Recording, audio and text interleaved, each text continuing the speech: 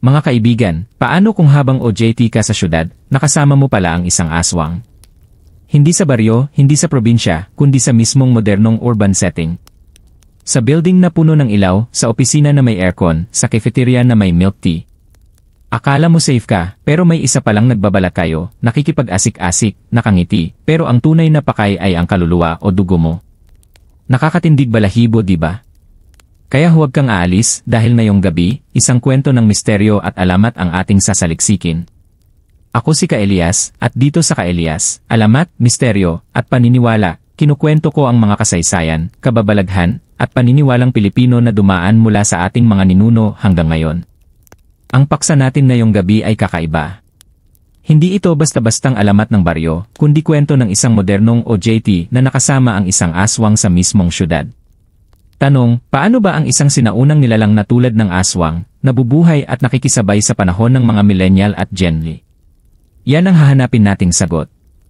Isang estudyante na tatawagin nating Rona, nag-OJT sa isang kilalang kumpanya sa Makati. Typical na millennial, laging naka-cellphone, mahilig sa milk tea, at lagi ring stress sa commute. Unang araw pa lang, medyo kabado na siya. Kailangan niyang makisama sa iba pang interns at syempre, ipakita na kaya niya ang trabaho. Sa orientation, napansin niya agad ang isang kakaibang intern na nakangiti lagi. Ang pangalan daw ay Liza. Maputi, matangkad, at parang laging fresh kahit pagod na ang lahat. Pero may napansin si Rona na hindi niya agad masabi sa iba.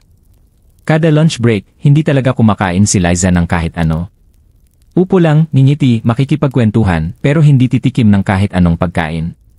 Isang araw, habang nagtatapon ng basura si Rona sa likod ng building, nadaanan niya si Liza na parang may kinakain na kakaiba. Nakayuko, nakatalikod, at may naririnig na parang malutong na tunog. Paglapit niya, bigla itong tumayo at mumiti. Ang mga labi niya may bakas ng kulay pula, parang ketchup. Sabi ni Liza, nagmerienda lang daw siya ng hotdog sandwich. Pero bakit wala siyang hawak na kahit ano? At bakit parang may kakaibang amoy sa paligid? Lumipas ang mga araw, mas lalong naging close si Liza kay Rona. Lagi siyang nasa tabi nito, laging nag-aalok ng tulong. Sa opisina, ang mga boss tuwang-tuwa kay Liza dahil mabilis matuto. Pero si Rona, napansin ang isa pang kakaibang bagay. Tuwing gabi na nag-overtime sila, palaging nawawala si Liza pagpatak ng 7:00. Minsan naman, naririnig daw siya na parang naglalakad sa rooftop kahit sarado na ito. Isang gabi, tinanong siya ng isa pang intern na si Marco. Pare, napansin mo ba si Liza, parang hindi tao? Sabi ni Marco. Nagulat si Rona kasi akala niya siya lang ang nakakapansin. Sabi ni Rona, ang dami kong napapansin lalo na tuwing gabi. At dito na nagsimulang kumalabog ang dibdib ni Rona. Paano kung ang katrabaho niya sa OJT ay isang aswang na marunong mag-disguise sa modernong panahon? Kung gusto mong malaman kung ano ang susunod na nangyari, huwag mong kalimutan mag-like, mag-subscribe, at i-save ang video na ito. Marami pa tayong kwento ng misteryo at alamat na susundan dito sa Ka-Elias, alamat, misteryo, at paniniwala. Pagkatapos ng ilang linggo sa OJT, mas lalong naging kakaiba ang mga napapansin ni Rona. Habang ang ibang interns ay stress na stress sa mga reports at presentation, si Liza ay laging chill, walang bahid ng pagod. Ang mga mata niya minsan nagiging mapula kapag sobrang gabi na. At higit sa lahat, hindi niya kailanman nahuli na kumakain ng kahit regular na pagkain sa kantin. Isang gabi, may project deadline ang mga interns. Sabi ng supervisor, kailangan matapos bago mag-midnight, kaya halos lahat ay nag-overtime. Nakaupo si Rona, nanginginig ang kamay dahil sa kape at pressure, habang si Liza, nakatayo sa gilid, tahimik at nakangiti lang. Mga bandang 11:30, napansin ni Rona na nag-excuse si Liza. Pupunta daw siya ng restroom. Pero makalipas ang 30 minutos, wala pa rin siya bumabalik. Kaya sinundan siya ni Rona. Pagdating niya sa hallway malapit sa rooftop access, narinig niya ang kakaibang tunog. Parang hayop na umangat-ngat ng buto. Dahan-dahan siyang lumapit at doon niya nakita ang nakayukong anino. Ang buhok ay mahaba, at sa liwanag ng emergency lamp, nakita niya ang mga kuko na mahaba at matalim, parang pangil ng hayop. Nang lumingon ang anino, namumula ang mata at may tumutulong likido mula sa bibig. Pero paglapit niya ng kaunti, naglaho ang imahe. At sa halip, si Liza lang na nakangiti. Uy Rona, bakit nandito ka? Sabi ni Liza na para bang walang nangyari. Nagpanggap si Rona at sabi niya, wala, naghanap lang ako ng signal. Pero sa loob niya, halos sumabog na ang kaba. Kinabukasan, kinausap niya si Marco. Marco, sure ka ba na may kakaiba kay Liza? Sabi ni Rona. Sabi ni Marco, kasi kagabi nakita ko rin siya. Akala ko ako lang. Pero parang may kinakain siyang pusa sa likod ng building. Hindi ko na nilapitan kasi baka ako ang isunod. Natulala si Rona. Hindi na pala siya nag-iisa sa kanyang obserbasyon. Kinagabihan, nagpa siya silang magstay pa ng late para makasigurado. May dala silang cellphone at plano nilang i-record kung anuman ang makikita nila. At doon nagsimula ang kanilang paglalakbay papunta sa mas malalim na misteryo. Habang naghihintay, nagtanong si Marco. Rona, paano kung totoo nga na aswang si Liza? Paano kung tayo ang target niya? Sabi ni Rona, hindi ko alam pero kailangan nating malaman ang katotohanan. Biglang bumukas ang ilaw sa hallway at mula sa anino, may lumabas na boses na malamig. Hindi ito ordinaryong boses, parang sabay-sabay na tinig ng lalaki at babae. Nagkatinginan sina Rona at Marco at doon nila naramdaman ang matinding takot. Parang hindi na sila nakikisilip lang, kundi hinahanap na rin sila ng nilalang. Nagpanggap sina Rona at Marco na walang narinig pero ramdam nila na may malamig na hangin na dumaan sa likod nila. Para bang may dumampi na hindi nakikita. Parehong kinilabutan ang dalawa. Sa puntong iyon, naisip ni Rona na baka hindi lang sila nag-imagine. Kasi paano ipapaliwanag ang nakita niyang mga kuko kagabi at ang kwento ni Marco tungkol sa pusa. Pagbalik nila sa workstation, halos hindi na sila makapag-focus. Si Liza, parang walang nangyari, nakaupo lang, nagtatype ng mabilis sa computer. Pero sa gilid ng bibig niya, may mansa na parang natuyo na dugo. Hindi na nakatiis si Marco at nagtanong, Liza, hindi ka ba nagugutom? Ang tagal na nating overtime, lahat kami gutom na gutom na. Ngumiti lang si Liza at sabi niya, sanay na ako, hindi ko kailangan ng pagkain. Napatingin sila ni Rona sa isa't isa. Sino bang tao ang hindi nangangailangan kumain, lalo na kung magdamag kang gising? Kinagabihan, bago sila umuwi, napansin ni Rona na may iniwan si Liza sa table, isang maliit na bag na parang may laman. Ang curiosity ni Rona, hindi niya nakontrol. Binuksan niya ito ng konti at nakita ang loob. Doon niya nasilayan ng isang bagay na hindi niya akalaing makikita sa opisina. May lamang balot ng dahon, at sa loob nito ay parang atay at puso ng hayop. Napatakip siya ng bibig para hindi mapasigaw. Agad niyang isinara ang bag at binalik ito sa mesa. Paglingon niya, nandoon si Liza, nakatayo at nakatingin lang sa kanya. May nakita ka ba, Rona? Sabi ni Liza. Hindi makasagot si Rona, nanginginig ang tuhod. Ang nagawa niya lang ay ngumiti at sabihin, akala ko bag ko, sorry. Ngumiti si Liza, pero kakaiba ang ngiting iyon. Hindi masayang ngiti, kundi parang may alam siyang lihim na hindi dapat mabunyad. Pag-uwi nila, halos hindi makatulog si Rona. Paulit-ulit sa isip niya ang tanong, aswang ba talaga si Liza?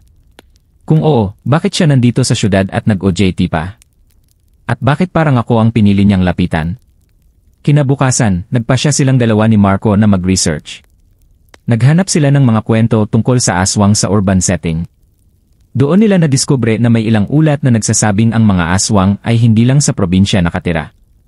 May ilan na lumipat sa syudad, nagtatago bilang ordinaryong tao, nagtatrabaho o nag-aaral, para makahanap ng mas maraming biktima. Lalong lumakas ang hinala nila. Kasi lahat ng palatandaan, pasok kay Liza. Hindi kumakain ng normal na pagkain, laging fresh, may kakaibang bag na may lamang laman loob, at may mga oras na parang bigla na lang naglalaho. Dito na sila nakaramdam ng matinding takot at desisyon. Kailangang malaman nila ang katotohanan. Kailangang mahuli nila si Liza sa akto. At kaya nagplano sila. Kinabukasan, sa susunod na overtime, maglalagay sila ng kamera sa hallway malapit sa rooftop. Sabi ni Marco, kapag may nangyaring kakaiba, kailangan nating may ebidensya. Kasi kung wala, baka isipin ng lahat na guni-guni lang natin. Sumang-ayon si Rona, pero sa puso niya, nangingibabaw ang kaba. Kasi paano kung mahuli sila ni Liza? Paano kung sila mismo ang gawing target? At doon, nagsimula ang tensyon. Hindi na lang sila basta interns, kundi para na silang mga detective na nagbabantay sa isang halimaw. Dumating ang araw ng plano. Pagpasok pa lang nila sa opisina, kabado na sina Rona at Marco. Habang nagtatawanan ang ibang interns at abala sa mga gawain, silang dalawa, nakatingin lang kay Liza na parang wala lang. Pero sa loob nila, parang bomba na handang sumabog ang kaba. Nang mag-overtime na sila, inihanda na ni Marco ang maliit na kamera na itinago niya sa plant box malapit sa rooftop access. Habang si Rona naman, nagkunwaring abala sa paggawa ng report, pero ang mga mata niya, laging nakabantay kay Liza. Mga bandang 10:00 ng gabi, nag-excuse ulit si Liza. Pupunta daw siya ng restroom. Doon na nagsinyasan si Rona at Marco. Dahan-dahan silang lumapit sa rooftop hallway para makita kung ano ang gagawin ni Liza. Pagdating nila, narinig nila ang mabibigat na yabag at isang kakaibang tunog, parang ungol na hindi pang tao. Nakita nila sa camera feed ang imahe ni Liza. Nakatalikod siya, at habang tumataas ang liwanag ng buwan mula sa bintana, nagsimulang magbago ang anyo niya. Unti-unting humaba ang mga kuko, tumalas ang ngipin, at ang mga mata niya ay nagningning na parang apoy. Ang mukha niya, unti-unting nagiging halimaw. Napatakip ng bibig si Rona habang pinipigilan ang sigaw. Si Marco, hawak ang cellphone, nanginginig habang kinukuhanan ng video. Biglang nagsalita si Liza, kahit hindi nakatingin. Alam kong nandyan kayo. Nanginig ang tuhod ng dalawa. Hindi sila gumalaw, pero parang alam na alam ni Liza ang presensya nila. Dahan-dahan siyang lumingon, at doon nakita nila ang buong anyo ng isang aswang. Matalim na ngipin, mahahabang kuko, at balat na parang dumidilim sa ilalim ng ilaw ng buwan. Tumakbo sila pababa ng hallway, pero mabilis si Liza. Parang hindi siya tumatakbo kundi dumudulas lang sa hangin. Umabot siya agad kay Marco at nahawakan ang balikat nito. Akala ni Marco katapusan na niya. Pero biglang sumigaw si Rona. Liza, bakit mo ginagawa to? Tao ka rin, hindi ba? Napatigil si Liza at sandaling bumalik sa normal ang kanyang anyo. Napalitan ng lungkot ang kanyang mga mata. Hindi ko ginusto ito, Rona. Hindi ko pinili. Ito ang sumpa ng pamilya ko. Ang OJT na ito, hindi para magtrabaho, kundi para matutunan kong magkontrol. Nagulat si Rona at Marco. Paano kung totoo nga ang sinasabi niya? Na hindi siya basta halimaw, kundi isang nilalang na pilit nakikisabay sa mundo ng tao. Pero bago pa sila makapagsalita, muling nagbago ang anyo ni Liza. Ngayon, mas mabangis, mas gutom, at wala ng bakas ng pagiging tao. Tumakbo sila pababa ng hagdan, dala-dala ang kamera at cellphone. Pero isang bagay ang hindi nila naisip. Ang aswang, lalo na kapag gutom, hindi basta sumusuko. At ngayong alam na ni Liza na nadiskubre nila ang kanyang lihim, sila ang magiging target. Habang tumatakbo si Rona at Marco pababa ng hagdan, ramdam nila ang malamig na hangin na parang humahabol. Ang bawat hakbang nila, may kasunod na yabag na hindi pangkaraniwan, mabigat at mabilis. Pagdating nila sa ikalimang palapag, nagtagong saglit si Marco para makakuha ng hininga. Rona, hindi tayo makakatakbo ng ganito palagi. Kailangan natin ng plano. Sabi ni Marco. Ngumiti si Rona kahit nanginginig ang labi. May dala akong asin. Lagi akong may dala kasi sabi ng lola ko, nakakatulong daw laban sa masama. Agad niyang binunot ang maliit na sachet ng asin mula sa kanyang bag. Pinagtawanan siya minsan ng mga kaklase dahil sa paniniwalang ito, pero ngayong gabi, ito na lang ang tanging pag-asa nila. Biglang bumukas ang pinto sa likod nila. Nakatayo si Liza, hindi na tao ang anyo. Ang mga mata niya nagliliyab at ang ngiti niya puno ng pangil. Wala na kayong takas. Sabi ni Liza na parang dalawang boses ang nagsasalita. Agad na itinapon ni Rona ang asin sa sahig. Sa isang iglap na paatras si Liza. Ang balat niya ay parang nagliyab sa tuwing tatama ang asin. Mula sa kanyang bibig ay lumabas ang sigaw na hindi pangkaraniwan, parang boses ng bata at matanda na nagsasabay. Pero hindi siya tuluyang napahinto. Sa halip mas naging galit siya. Hindi niyo ako mauunawaan. Hindi niyo alam kung gaano kahirap maging ako. Sabi ni Liza. Muling umatake si Liza, pero si Marco, mabilis na binuksan ang kanyang cellphone flashlight at tinutok sa mukha ng aswang. Dahil sa biglang liwanag, napaatras si Liza at napatakip ng mata. Nagkaroon ng sandali ng katahimikan. Doon narinig ni Rona ang tinig ni Liza, hindi na halimaw kundi parang pakiusap ng isang tao. Ayaw kong manakit. Pero gutom ako. At wala na akong pagpipilian. Para bang may kirot sa puso ni Rona. Naisip niya, paano kung totoo nga na si Liza ay biktima rin? Na hindi niya pinili ang kapalaran niyang ito. Pero bago pa sila makapagdesisyon kung tutulungan ba nila o tatakasan, biglang bumukas ang rooftop access. Pumasok ang malamig na hangin at ang liwanag ng buwan. Para kay Liza, iyon ay parang imbitasyon.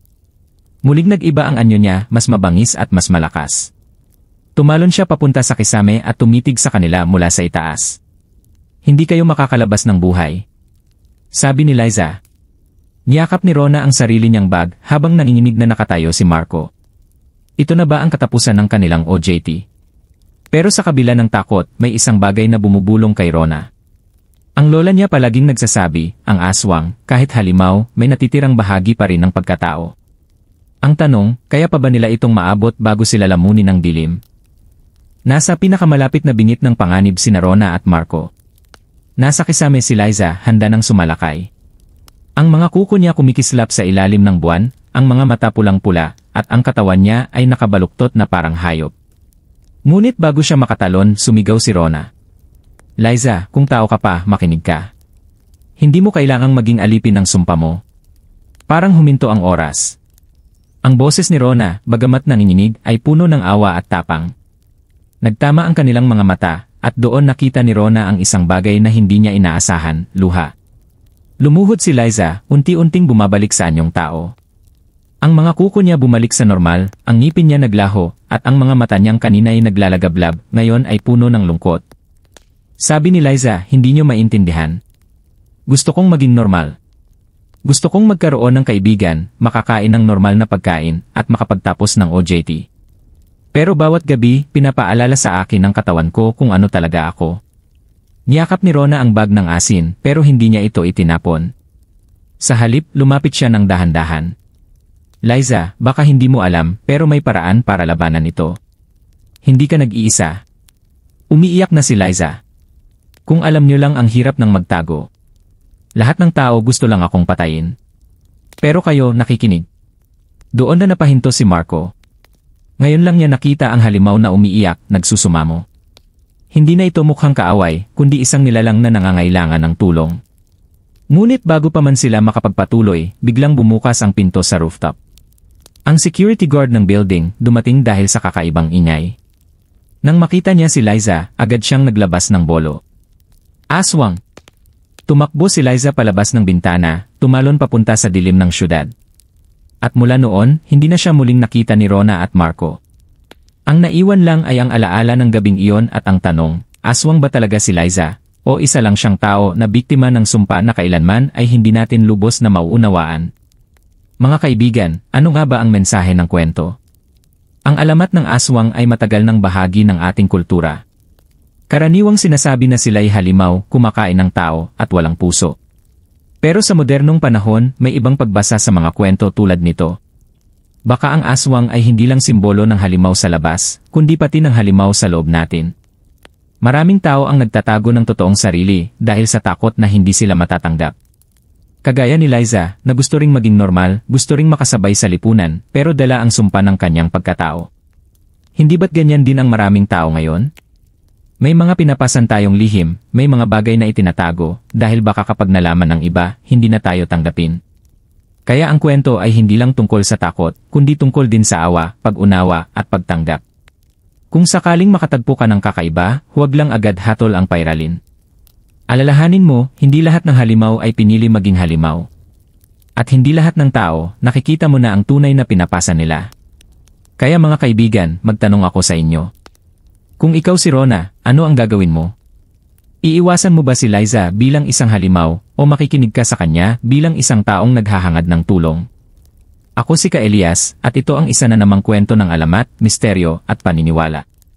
Kung nagustuhan mo ang kwento, huwag kalimutang i-like, i-subscribe, at i-share ang video na ito para mas marami pa tayong mapag-usapan na kwento ng kababalaghan at aral mula sa ating sariling kultura. Hanggang sa muli mga kaibigan. Mag-ingat sa gabi at huwag kalimutang maniwala na minsan, ang pinakamalaking misteryo ay nasa tabi lang natin.